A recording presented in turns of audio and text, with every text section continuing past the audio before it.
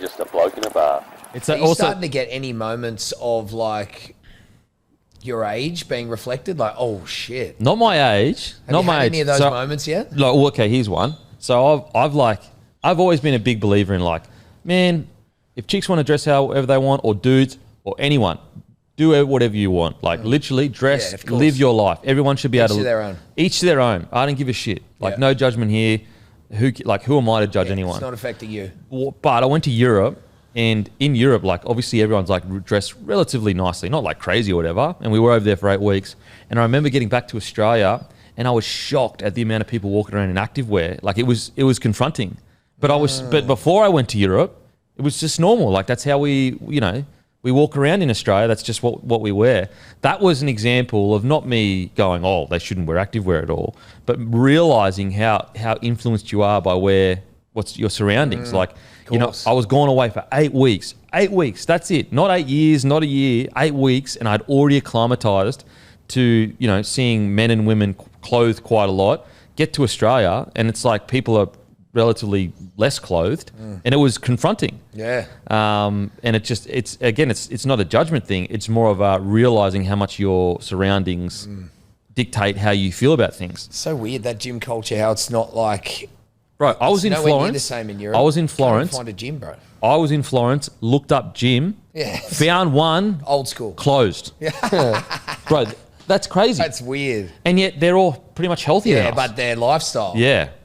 Man. They eat less. They're on the move. And also, like, when they eat pasta, it's not processed pasta. Exactly. And their wine is obviously unbelievable on that. But yeah, that was a really good example of me being like, just your surroundings dictate your view on things. Like, obviously there are certain things that are ethically right and wrong, but like something that's so... who gives a shit what people wear? But you get caught up in like just getting used to something, and then you come back and you're like, oh shit. That was when I got back from Europe. I saw that. I was like, man, that's great. Even my wife was the same thing. She felt the same way. She's like, man, it is weird. You just get so used to seeing everyone dressed up normally, and then you get back to Australia and everyone's like, it's much more casual. It's much more free, and that's coming from a guy that never. I don't care what people wear. Shit, wear whatever you want. Like. Yeah. If anything, sometimes I find it interesting when people dress differently. Like, and I'm not some mad fashion dude. I appreciate the weirdness. Yeah, I think when you get older, you start to appreciate that a bit more, because you're like, it's like there's nothing like. Usually, weirdness is interesting. Usually, now sometimes weirdness is just pure weirdness. Anyway, who gives a shit? I'm assuming that you were just recording there? Yes, that was all recorded. That was raw. Okay, that's what we were talking about, guys. That's what we talk about in our spare time. We're not just meatheads. We talk about the deeper things in life. And I want to talk about the deeper things in life, and that is Gladiator 2, fucking terrible. Oh, really? Terrible. Wow. Terrible. Hold on. Yeah. Terrible. Firstly, hang on. I'm going to see it this weekend. Secondly, Matty has labelled it as an amazing movie. Loved it. I loved it. Let's break this down, boys. Pros and cons. We've got to be careful, though, because people might want to see it. And also, Matty, what I want to say before Denon does this is he already had a preconceived conception of whether he was going to like it or not. We've got the recording. So you've got the mic. I didn't say whether I'd like it or not. I said I was trying to go in there as clear as possible. However, I did go into it saying Gladiator didn't need a Gladiator 2, because it didn't. It is a poorly written, pointless waste of time, waste of everyone's time. Had a huge opportunity to ask a much more deeper question, because the whole premise of the first one, it is the dream of Rome, which is the core of Western civilization. Now, you could argue that Greek philosophy is the core, because Rome took a lot of Greek, but the core of the first movie is about the dream of Rome. That is literally the core of it. And they could have done a great thing in the second movie, questioning that dream, because that dream really only works for people that believe in it. What about all of the nations that get conquered by Rome? That dream doesn't work for them. They had the perfect opportunity. Obviously, Denzel Washington in the movie, everything like that. I won't go into spoilers. And other characters that they got up to the line. They literally got up to the line about to ask that great question. Anyway, I won't go into spoilers. For me, totally let down, poorly written. Put it this way, the guy, Mescal or whatever his name is, I'm sure he's a great guy. I'm sure he's also a good actor. not even close to Russell Crowe. Doesn't have anywhere near the stage presence that Russell Crowe has. Look, I'll save my full-on review for a bit later down the line when more people have seen it, but I did not like it one bit. It seems like you went in with an idea of exactly what you wanted. Not exactly what I wanted. A standard set by one of the greatest films of all time. Sure, but it's called Gladiator 2. It's not called Gladiator 2, but it's okay if we be shit. You have a legacy to live up to. A lot to live up to. Sure, and of course it's not as good as nowhere near as good as the first one. But I was actually, when I left the cinema with my friend, we actually said the same thing. Like, at the back of my mind, you're always comparing it to Gladiator 1 because Gladiator 1 is 10 out of 10. It's incredible. Called Gladiator. Look, so if anyone wants to sit here and go, it's a good action movie or it's an okay action movie, it's not called Random Action Movie A, B, Z. It's called Gladiator 2. So it's a massive cope to go, yeah, look, if you took away the name Gladiator and then you just had it as a normal action movie, it's a decent movie. It's like, no, we all went to see it because it's called Gladiator 2. If it was called, I don't know, Rome the Death or something like that, you wouldn't have probably gone and seen it. Or maybe you would have gone and seen it, but wouldn't have been as hyped as it was. I think it was a poorly written movie. I also think there was one decision that actually makes Russell Crowe's character not as good person as... Anyway, I won't get into it. This is what I think's happened. Matt is going into it because he wants a good action flick where he can turn his brain off and have a good time and watch it. You think Matt's gone in with rose-coloured glasses? No, not rose-coloured. I think he's gone in there going... I just want to watch a fun, good movie that has good action scenes, and it provides that. And is that fair? I think you could be on the money there, but I also think that there was, and look, I'm not a movie person. I've said that a million times. I've only seen Gladiator 1 once. Like, I'm not a movie person, but I thought that there was a nice amount of touches to the first Gladiator. For a sequel that was made 20 years later, I thought it was really well done. You need to go see it, Shandor. You need to break the tie. Look, as I said, we all have... I understand you boys most likely will be going into it going, look, if it's got good action, decent acting, which it does, decent acting, good action, I'm happy with that. For me personally, with Gladiator being the greatest movie of all time, essentially, my expectation is I want a deep meditation on the idea of Rome because that's what the first movie was about. It was about what would you give for the idea of Rome. The idea of Rome is the idea of Western civilization. It is the idea that the reason why Rome conquered the world wasn't because they had the best armies. It was because what they would do is they would go in, they would fight an army, and instead of completely dominating that culture, they would say, you can keep living the way you want to live, but all you have to do is pay some taxes to Rome. Whereas armies in the past used to go in and they would go in, dominate, and they would basically completely try to kill that culture. Whereas Rome would go around and say, all you have to do is give us your troops when we need them, your young men, and you can continue living how you would. So the idea of Rome, the question around it, and it's still to this day, there's an argument to suggest the Western civilization, we all talk about how great it is, but look at all the nations we've trampled on to get to where we are. Now, everything is in context. Like, it's always been that way. Like, when Rome was beginning, what made it special was the ability to include other nations in it and allow cultures to continue to flourish. That's what made it different to the cultures that came before. When other cultures went to war, they wiped the other culture out, gone. And so that's where I'm looking at it going, it was such a good movie because you had all the action with really good deeper meaning. And I thought they had a great opportunity in the second one to ask the question, is the idea of Rome and the Western civilization, is it as real as we try to tell ourselves that it is good?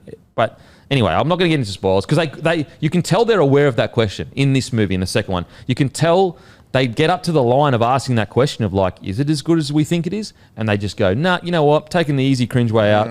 Anyway, I wanted something deeper from Gladiator. Look, if we're talking about like Mission Impossible 20, good. Great action. Get me in there. I don't really care that much about the story. I just like Fast and Furious 10 or whatever. But we're talking about Gladiator here, one of the greatest movies of all time. Anyway, that's Let me ask you, when it comes to sequels, what really stands out, like number 2 of a very successful movie? Harry Potter. Anything come to mind? Harry Potter, yeah. Lord of the Rings, Gun. But yeah. I mean, Fast and Furious was good for at least, 4 or 5 years. Yeah. Look, as I said, if you're going in and you just want to chill out and watch a good action, a decent-ish action flick. I actually didn't think the action was that good, but a decent action flick, it's fine. It's totally fine. Is it a mark on Denzel's name? No, Denzel's good in it. Okay. Denzel's great in it. Look, he kind of Denzel. Denzel. He kind of acts. He acted the way he acts in a lot of things, but he does steal the show. He's Denzel Washington. What about tunes, bro? It's underrated, the music that was used in Gladiator. There's no standouts. Oh. If anything, they actually use just all the best songs in 2 are just songs from 1. Look, Ridley Scott. Me personally, I think he's lost it. His Napoleon production was terrible. Yeah, it's all right, baby. I think we need I'm a movie guy. This is great. I'm a movie guy. I think he's lost like it. I think he's lost it, and I actually think that his portrayal of Napoleon was pretty disrespectful to the French people, and I thought that movie was terrible as well. I think Ridley Scott's lost it. I never saw that one. He's lost it. He's lost it, baby. So good. So that's how I feel about Gladiator. As I said, like the core of the movie was about this idea of Rome, about multiculturalism, about accepting other people. Like back in the day when Rome was at its height, it's like to be Roman, you could be from North Africa or you could be from England. There was no typical Roman person because Rome was an ideal of again. But the deeper question of that is Rome only works if you believe in it. What about the people that don't agree with Rome? What about the cultures that say, no, I don't want to send you my young men? What about the cultures that say, no, I believe in my culture? And so that's what I wanted them to approach in the second movie is the idea of Rome a myth? And they get so close to they ask the question and they just anyway. What's the answer? Well, that's the thing. There is no answer. Because it all because we've never had it being portrayed in that perspective. No. There is no answer because, for example, I think Western culture is a good culture. I think there's many other good cultures, but I think that the West. I'm proud of the culture that we live in.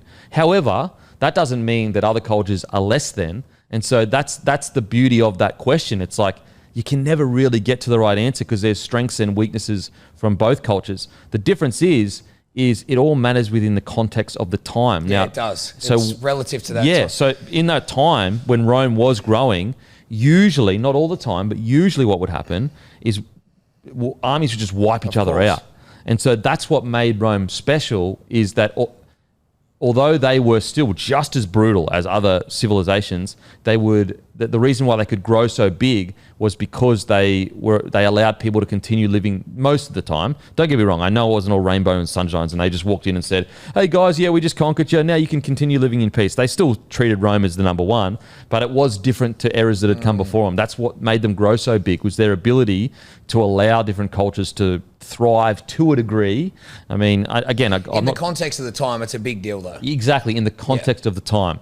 If you were to act like Rome now, you'd be a fucking savage, going around just conquering nations and going, oh yeah, give us your young men, and so it all matters within the context of time. But that again, it is the basis of Western civilization, which is the idea of multiculturalism, of different cultures living side by side and trying to make it work. And I think that is a really interesting question, especially we're so there's so many lines between different people now and everything's going crazy in this world. It's a poignant question for today's society, is like, can we live in harmony side by side or is it just impossible? Is at the end of the day, is it just all about power? Are we lying to ourselves as Westerners and saying that we can live in peace with each other in a multicultural society? And at the end of the day, it's just about power, and whoever holds the most guns wins that's an interesting question. I'm definitely not smart enough to have the answer, but it's an interesting question to base a movie around. Yeah. Anyway, that's the end of the podcast, guys. I'm going home. Okay, Monday, 6 p.m. Set your alarms, guys. Something big's coming. Something's big. 6 p.m. It is dropping. They are dropping. Never done these before. Someone's commented the correct answer as to what they are. Oh, I don't know where it was, Instagram, Facebook, or YouTube. But 6 p.m. Monday, New South Wales time. Be there, guys. Save your little shekels because, trust me, you're going to love these. You're going to absolutely love them. Also, a massive thank you to Sportsbet. Give us a follow on the feed, guys. Get around. It's got a bunch of bets up at the moment, so give them a copy. And also, make sure to always gamble responsibly. You win some, but you lose more. Don't go crazy, guys. Only what you can afford. But yeah, boys, what's been happening?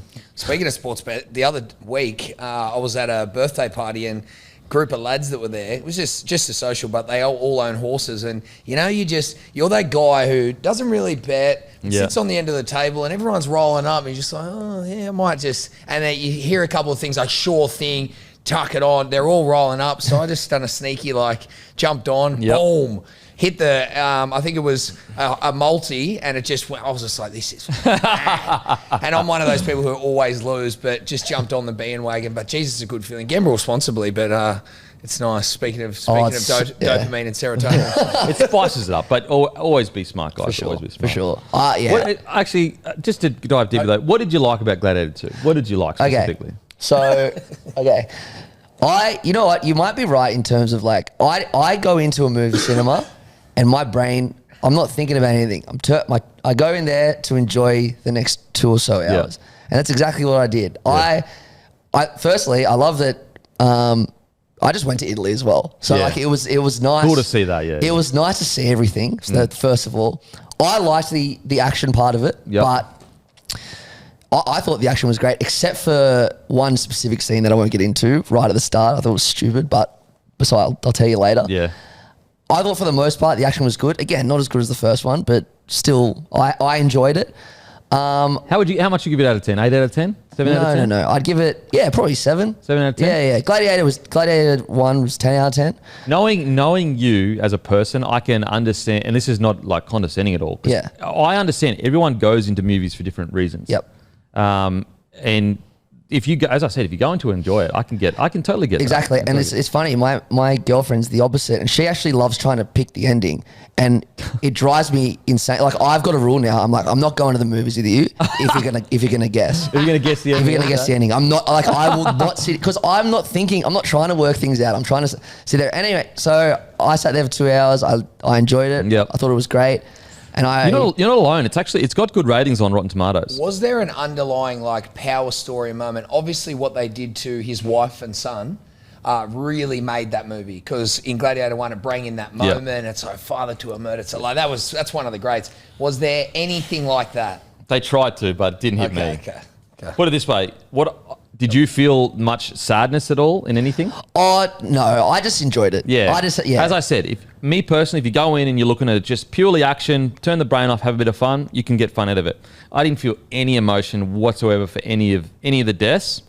Whereas when there was deaths in the first one, fucking devastating, hits you right in here. And also, I know we're comparing it to Gladiator 1, but I thought the best parts of the movie, the movie where the parts where I felt the most, and this is probably to your point, was when they touched on Gladiator 1. Yeah. That obviously was the best part. I'm not going to say what it was, but... So there you go. Yeah. So Matty's giving it a thumbs up, guys. If you're a Matty guy... Sorry, what are you giving it out of 10? Just as a number? Considering the description that was given. Bro. Please align it with the description. Just think about some of the keywords. If you were going to say just a normal movie that wasn't called Gladiator 2, didn't have that movie, I'd give it a 5 out of 10. Yep. If it was just a random movie put together, very uninspiring, nothing unique, not really a strong story to tell. Action was okay. There's much better action movies out now. Compared to Gladiator 1, honestly, maybe a 2 or 3. Yeah. Again, we're comparing it to one of my favourite movies of all time. It is. It's one of those movies I've watched double digits. It's incredible. It's such an incredible movie. It's just... But lack of emotion. That hurts to hear. There's plenty of people that are Matt's vibe, where they just want to go in and enjoy, switch her off, enjoy a good action movie if you are. So no emotion, Matty. No heartstrings were pulled. No, I don't really...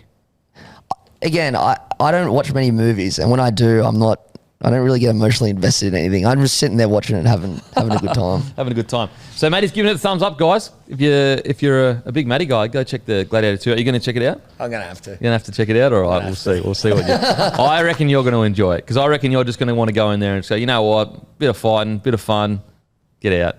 Are you a big movie guy? Yeah, I'm a big movie guy. What's your favourite movie of all time? Man, there's a lot. It kind of has to be genre based. Put me on the spot. I consider good action like John Wick. Yeah, the Raid. Yeah, I like John Wick. After John Wick 2, it's a bit like, bro, this guy's killing 15 people every 10 seconds. That's a movie where I go, but the whole, you're supposed to turn your brain off for that movie. Like I'm not 100%. I don't want a deeper message. I just want John Wick fucking telling people up. And he does. And he does. He does exactly that.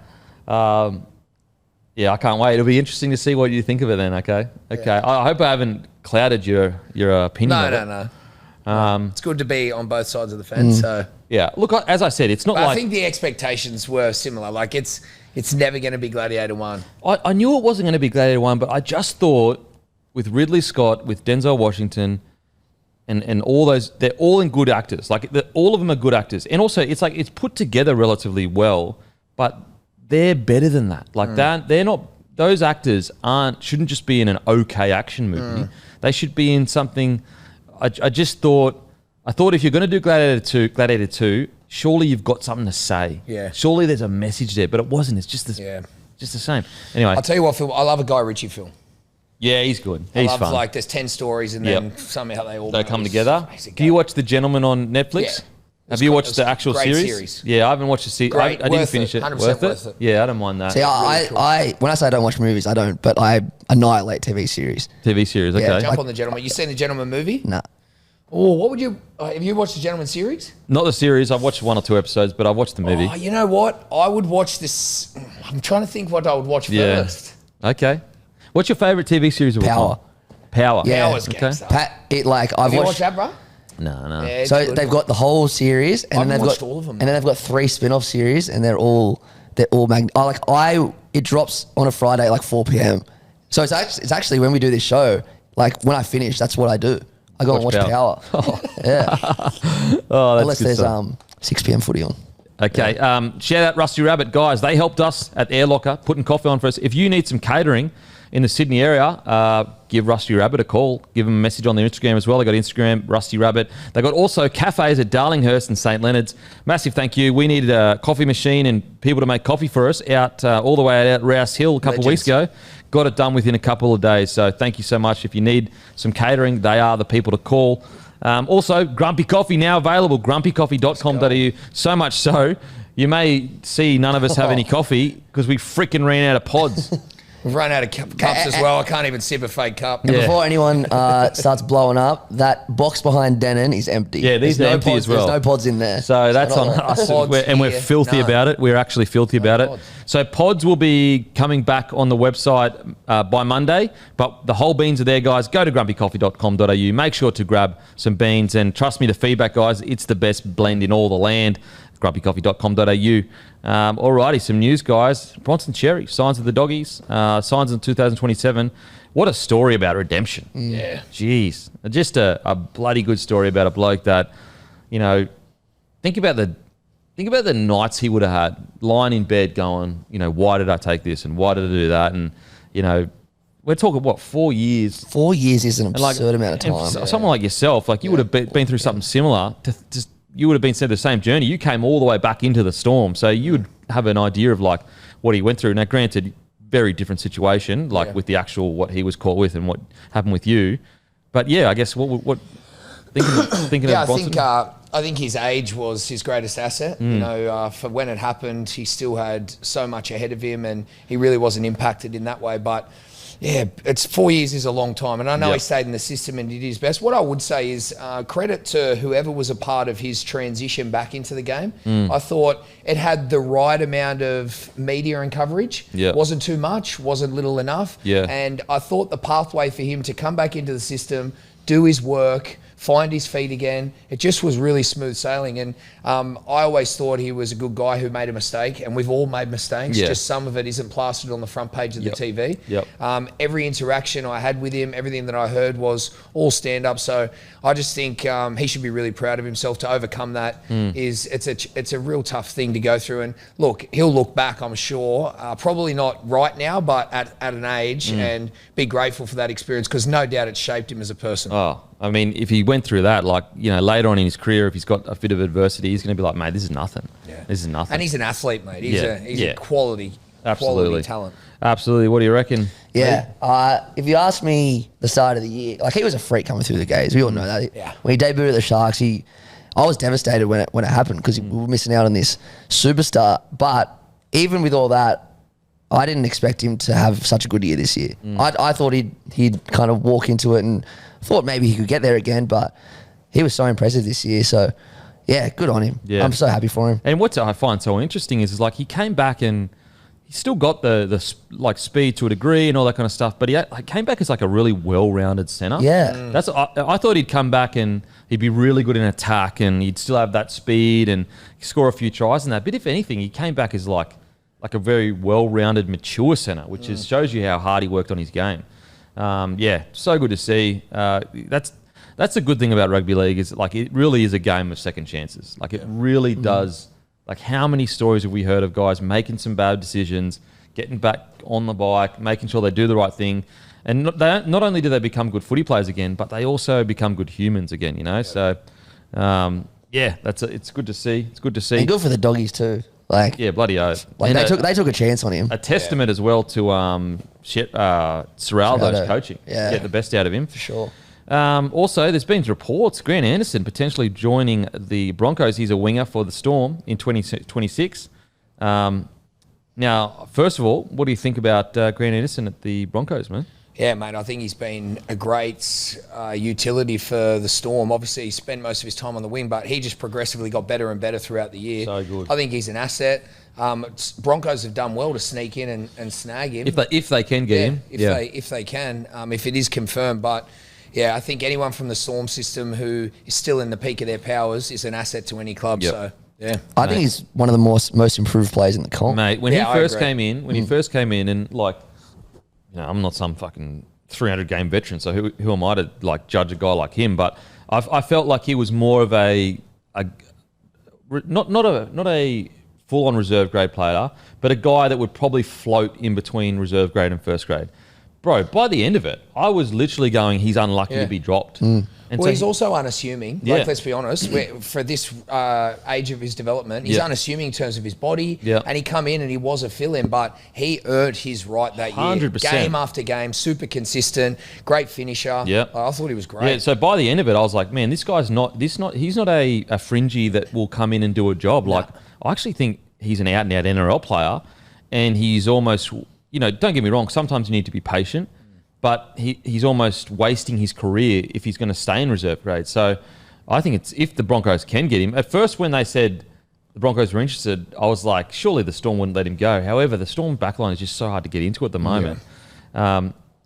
I love it. I would love to see him at the Broncos. I think he's a bloody good player. And as I said, like even me, if sometimes you like when you're analysing the game, you have to make some snap judgments about players because like, you know, even I get shit put on me whenever people go, oh, what do you reckon about the Dragons this year? And it's like round 4. And I say, listen, I need to wait until round 10 or whatever. And people always joke about that. So sometimes you like being patient and waiting for more information. So sometimes you need to make a snap judgment. And as I said, when I first saw Grant Anderson, if I just like judged him on his physicality and his playing ability, I was like, okay, you know, probably in and out of first grade.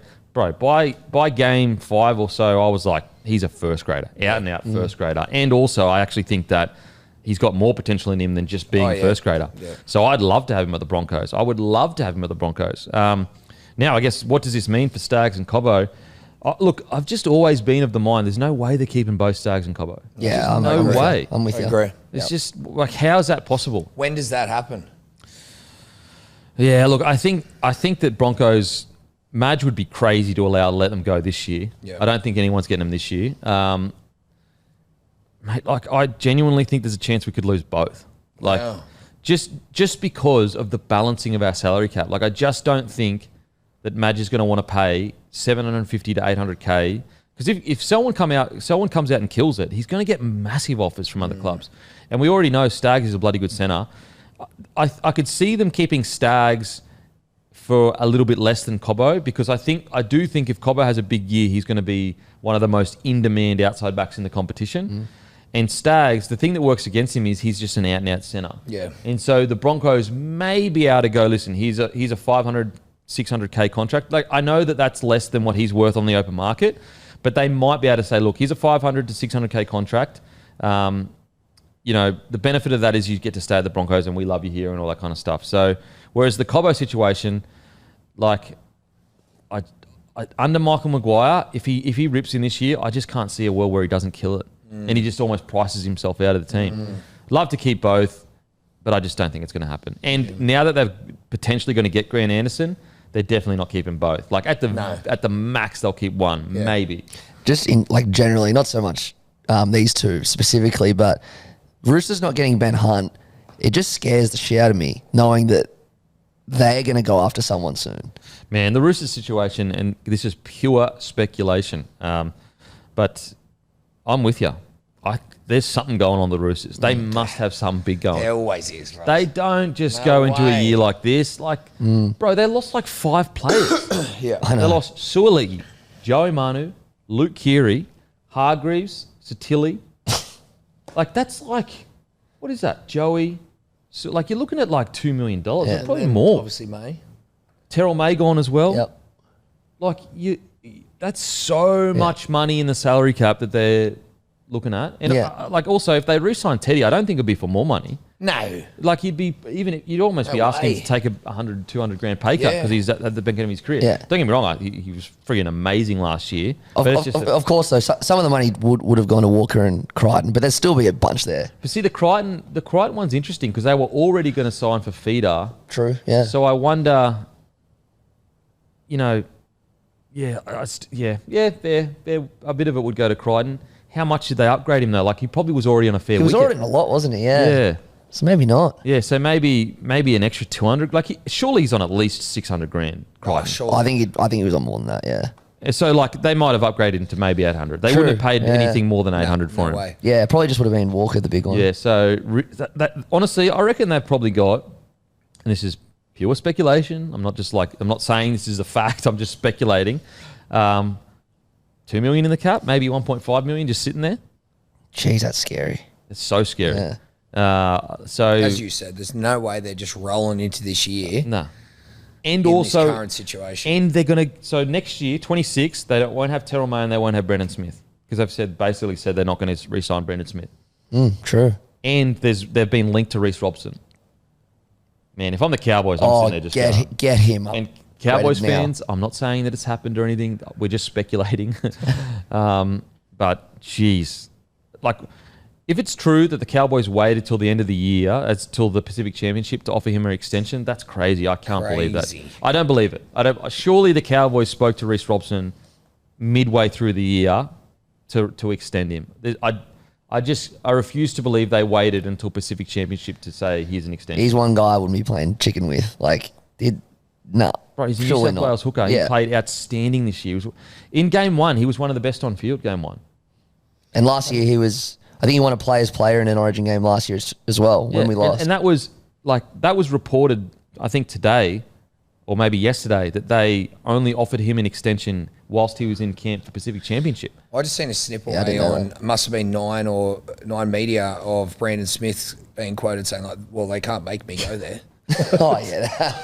Yeah, that trade thing is weird because like what's weird about that as well though is like they're both off contract. Why would they need to trade? Yeah. You know what I mean? Like, well, there's no trade. The Roosters can sign Reece Robson and just not re-sign Brendan Smith. What are they like as a nice gesture saying? Did you want? Do you want him? It's like we could get him anyway. He's off contract. Do you want my off-contract player? Yeah, it's like a couple of weeks ago when they were like, "Oh, we've given such and such permission to speak to other clubs," and November 1 was literally 7 days away. I know. It's like what? I know. Yeah, so I don't. I'm very concerned about Reece Robson's situation that he hasn't re-signed. Again, Cowboys fans, that's not me saying I want him to leave. It's just weird that he hasn't re-signed because he's the kind of guy that you let other players go to keep him. Yeah. It's like, for example, I remember when Paddy Carrigan was off contract for the Broncos, I had no fear that he was going to leave because he's the kind of guy that you make room to keep. Like, no matter what, like there are certain guys that you just go, we're keeping him no matter what. Now, granted, if they're asking for like ridiculous amounts of money, then you just go, look, we just can't afford it. But a guy like Paddy who's not going to do that. And so I don't think Reece Robson's sitting there. He doesn't seem like the kind of guy that's going to be like, I need $1.2 million, I'm leaving. Nah. Like, and I look at it and I go, Reece Robson and Dearden and Cotter. Those are the three guys that I move whoever I need to move on to keep. And so that's just what's strange to me. Now, and that's where I go, surely the Cowboys aren't playing hardball with him. Surely. It'd be so dumb. Surely they aren't. I don't believe I it. agree. I wouldn't Like, think so. what's the reason for them not snapping him up in due course prior to? Now he is from New South Wales. Yeah, he's from the south. So Dragons maybe area. that's a thing. He wants to head home. Yeah. Shit. It's Hopefully heavy. not.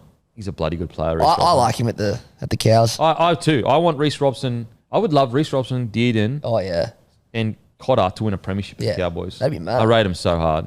I love the way they play. Yeah. Like they play like those three guys could make it in any era of rugby league. Yeah. Like that's when you know that they're an out and out rugby league player. I know they got pumped by the Sharks, but I know a lot of Sharks fans are extremely nervous about that game. Like they can just turn it on whenever they want. Whenever they want. And look how good Dearden's getting. He's a superstar, mate. Like he's a Genuine superstar. So I wonder. And surely the salary cap isn't out of whack. Now maybe you could argue Taumalolo's getting paid a big wicket, so that's maybe taking up a bit of money. But oh man, anyway, look, I hope they keep him. But look, I do think the Roosters are gearing up for something big. Yeah. There's got to be something coming. Because the scary thing for the Roosters right now is let's say that there's not a single player right now. Let's just again purely imagination, but let's just imagine that there's not a single player right now that's willing to break contract. The Roosters are stuffed. Who do they get? Yeah, exactly. There's no one. But back to your original point, Roosters don't get in these situations. That's what's scary about it. The May scenario has to be an indicator. And Brandon Smith as well. It has to be an indicator for a master plan. I know the Ben Hunt thing was our suspicions of a master plan, but there has to be something. Unless, it's all shit to bed for the Roosters and their plans haven't gone to... And they didn't throw the sink at Ben Hunt. They pulled out because the offer was too high. Well, there you go. That again says...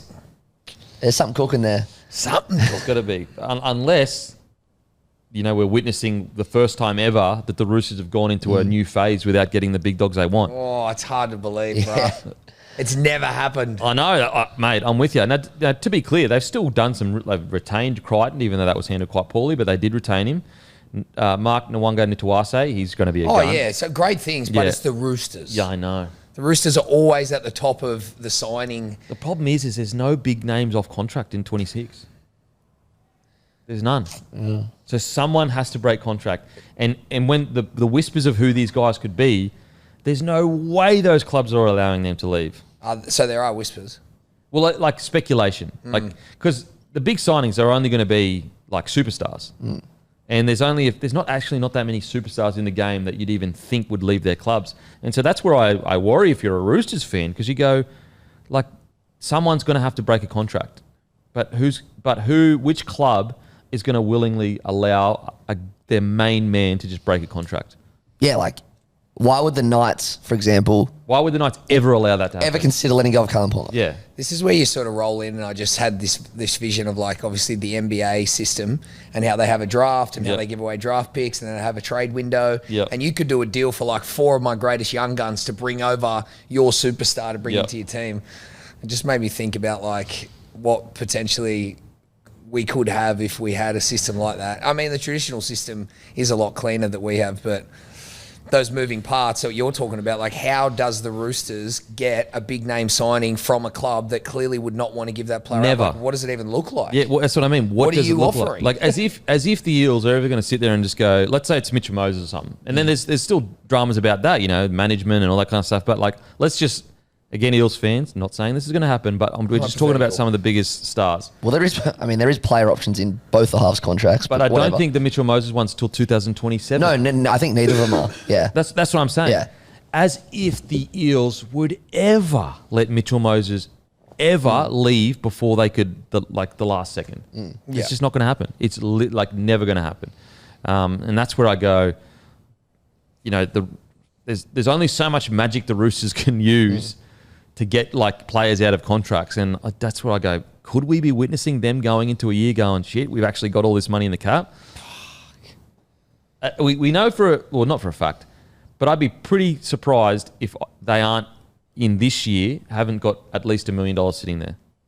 At least. Well, they just went for Hunt, so there has to be. That's insanity. The Roosters going into a new year with at least, for example, in 2026, Terrell May and Brandon Smith, that's more than $1 million just there. Yeah.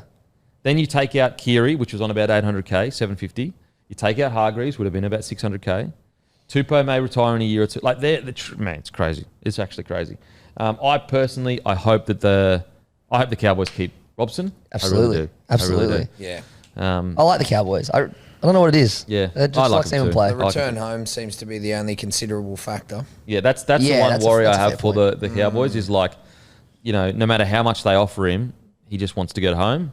And that's where you got to cut the Cowboys some slack. Like, what else are they supposed to do in that scenario? Like, they can't break their salary cap to try to keep someone.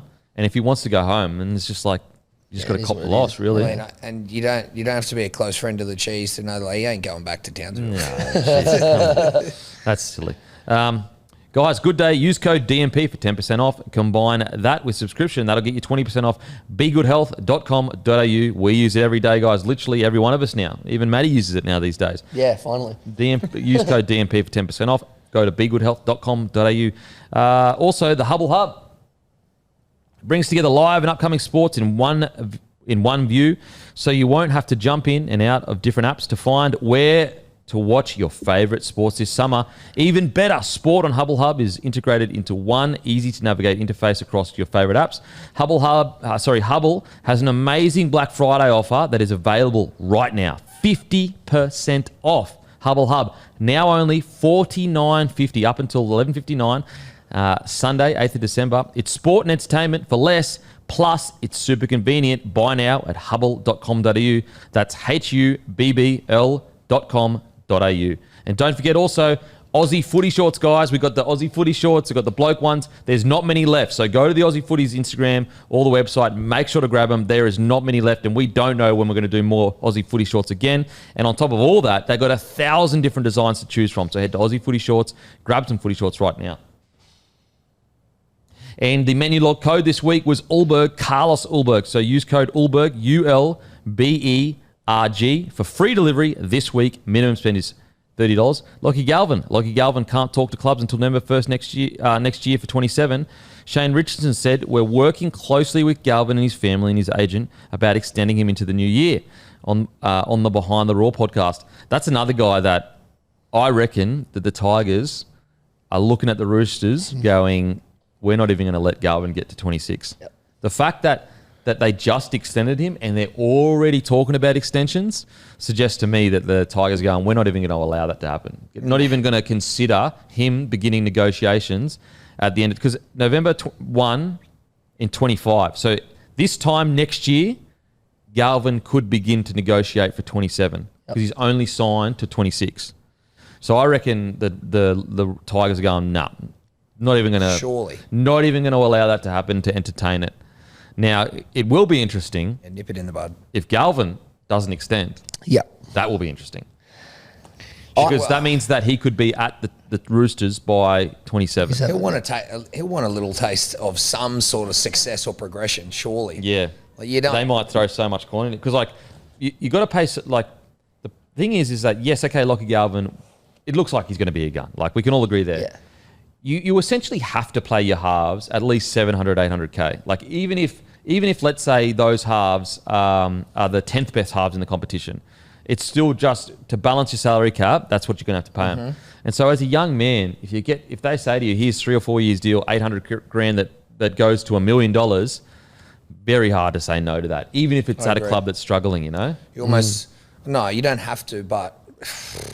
Very hard to turn that away. $800,000 a year. Risk for reward. You don't know what could happen. Mate, yeah, exactly. Like, you could, touch wood, but you could have a season-ending injury before that. And that's it. The grass isn't always greener. I mean, I don't think you can look away from a deal like that. That's what I mean. So let's say they go to you, okay, yes, you sign until 26, but here's a 2-year extension, and by the time you get to those 2 years, you're on $1 million each year. Come on.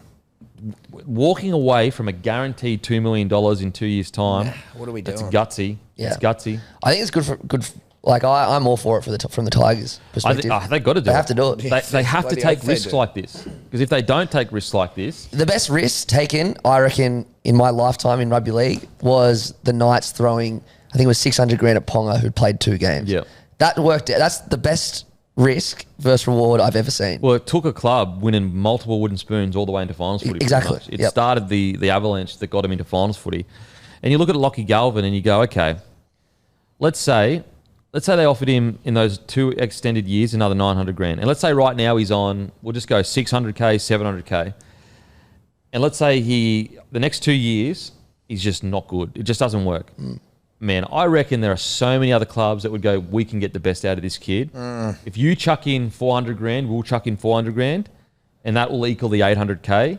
He'll still be like 22 years old. Yeah, it's nuts. So like when you're looking at it from a Tigers perspective, it seems like a big risk, but like, is it? Now let's say Lachie Galvin was 26 years old. That's a different story because then you go, well, he's 26 and like it's still not working. Yes. We're not willing. Whereas if you go, okay, he's 20, let's just say he's 21. So in 2 years' time, he'll be 21 years old. He's at the Tigers, like no disrespect, but the Tigers are at the bottom of the table right now. Let's say you're the Melbourne Storm and you need a 6. You go, we trust that our system can get that guy hitting his potential. We've seen enough. We'll pay 400 grand for him if you pay 400 grand for him. And so it's actually... It's a very realistic scenario. Yeah, so it's like when you look at it and you go, oh, what a huge risk for the Tigers. Like, is it? Yeah. I tell you what, when you compare to potentially losing him, what that looks like at the Tigers... That'd be horrendous. Yeah, you know, it's almost like not a risk at all. Yeah. No. Imagine a world where you didn't extend him and then the Roosters come knocking on the door this time next year and say, here's a 4-year deal, $1 million a year. And also Lachie Galvin kills it this next year. Kills it, yeah. Oh, to me, it's an absolute no-brainer. You just It's so good for the Tigers. It's smart from Richardson. It's what I like about it. It's like it's aggressive forward planning. Yeah. It's not going, no, you know what? We're the Tigers and he should be grateful to be playing here. And, you know, like that whole carry on of like, bullshit. he better earn it or whatever. It's like, be realistic, Yeah. bro. You're at the bottom of the table. You have to make big moves. And that's what I respect about Richo. Like, even though, you know, I don't agree with everything he does, I love the fact that he's aggressive in whatever direction he's heading in, he's aggressive in it. And I think as a fan, you like that as well. Like, whether it's the right direction or not, at least it's a bloody direction. Yeah. Sometimes you look at administrations and you're like, are we just treading water here? Yep. Mate, when he was at South, I loved him. Yeah. And I used to go to the Red and Green Ball at the end of the year every year. I still do. And one of the highlights of the night was his speech. Like, he's great. I know Hammy's a big fan. Yep. And that's like, you look at the Dragons, like, respectfully, for many years, they were just treading water. They weren't aggressive in the market. They were very safe. They never wanted to overpay anyone. And then Flano gets in there, and look how much recruitment they've made in like 12 months because he's aggressive. He wants stuff to happen. And I think as a footy fan, like, yeah, you're almost happy to crash and burn if at least you're trying things. Yes. The worst thing is ever, I think, as a fan, is you're like, okay, we came 12th again this year, and like, oh well, you know, fuck. We'll go again next year, and we won't overpay anyone. We won't take any risks, and we'll play really safe. You'd much rather failure than Yeah, not absolutely, trying, 100%. absolutely. Yeah, boys, Argo check. What's the Argo looking like?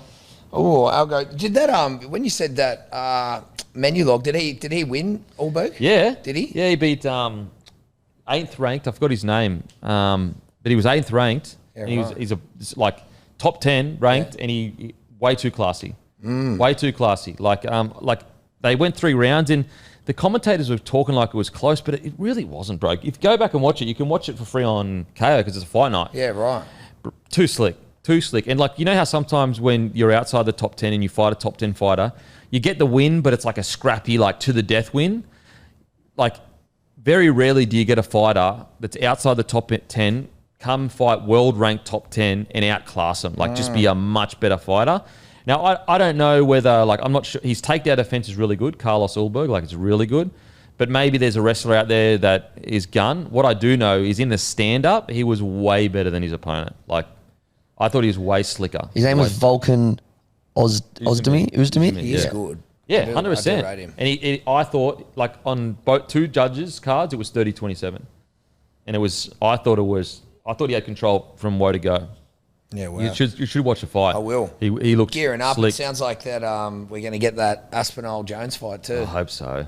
The negotiations. And Jones might just be a masterstroke of him playing it off so the UFC just have to come crawl and throw Bro. the absolute kitchen sink at him. If he beats Aspinall, shut the gate. It's game over. Just end the UFC. We found the GOAT. Yeah. Like, I know I'm not talking about him outside of the cage, guys. I'm just talking purely about his ability in the cage. Yeah. Like, if he beats Aspinall, it's a joke. Like, an actual joke.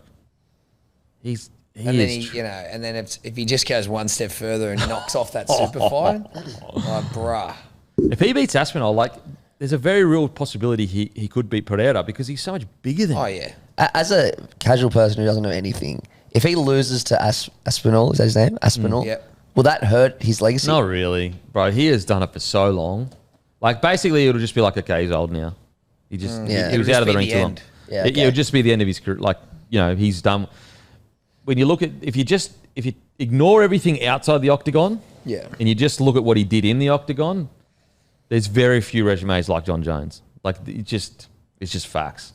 And again, I know that like there's picograms or whatever. That's why I say if you all ignore outside the octagon and who he was and the dumb stuff he's done, and you just look at who he's fought and the way he's done it, it's just very hard to like. You could even make the argument like Khabib's record isn't really even close to John Jones's record. It's not. I don't think anyone would doubt Khabib's ability, and if he had have continued on, potentially has the argument to be the GOAT that we're talking about. But who Jones has fought, the amount of times he's defended his title, the longevity, of course, as you said, excluding all the bullshit. But I think it's undeniable. Took out Stipe, took out DC.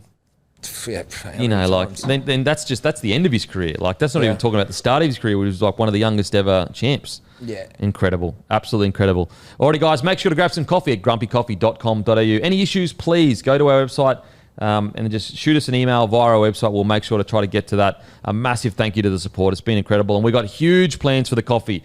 As we've tried to get all the stock back in and everything, it's been a little bit quiet because we're building something great, guys. So make sure to give us a follow on Grumpy Coffee's Instagram. It's at Grumpy Drinks. Give us a follow also on Instagram and Facebook and also YouTube as well. And subscribe to us on YouTube as well because on Blokes YouTube, we've got some big plans for next year. But yeah, quick algo check. What's the algo looking like, boys? Mine's unfortunately a lot of cricket stuff at the moment, which I'm trying to get rid of because you can reset your algo now. Yeah, I'm not going to do it. You're not going to reset the algorithm? I think that's cheating. Too risky, eh? I like my algorithm. My algorithms, me and my algorithm get on, but I'm not going to delete it. No way. You're not going to delete the algo? No way. Okay. No, not a chance. But yeah, a lot of Mana stuff at the moment, which is kind of interesting because he's in the spotlight. And I really like Mana. Same. I hate that he's not going well. I like him as a player and just as a bloke, as a person. Obviously, I don't know him as a person, but you know what I mean? Like, I think he's cool. Sucks he's not going well, poor fella. I know. I want him to turn it around. He adds a bit of like differentness to the Australian team. I like his unique kind of his quirkiness. Yeah, I like that. Have you been hit with any more Tyson Paul allegations of what? I moved on from that, bro. No more brain energy going on that shit. You're still in it. I'm still getting. No way. Yeah, just constant. Yeah, my algo is just YouTube, just video games, really, just video games, dramas. You know how it is. There's a few dramas in the video game industry at the moment. What is it? Oh, I don't want to get because it's all connected to like politics and that, so I don't want to get into that shit. Gotcha. Yeah. Anyway, guys, grab some coffee as usual. We'll all go fuck ourselves. Thank you. You win some, you lose more. For free and confidential support, call the number on the screen or visit the website.